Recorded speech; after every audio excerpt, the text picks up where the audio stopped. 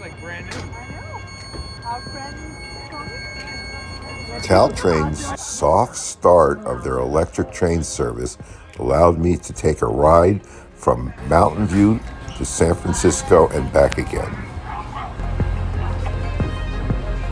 While the complete switchover to electric service between Tamiami Station and San Jose will not occur until September, Caltrain is introducing a few of the electric trains intermixed with the diesel trains during this transition period.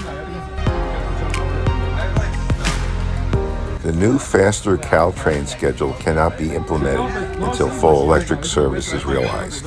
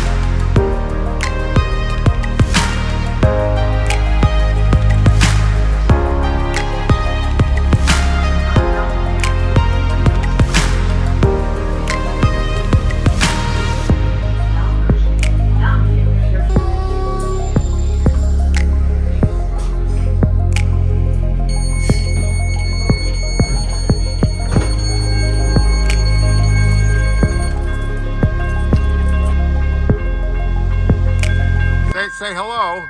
Hola. Fantastic.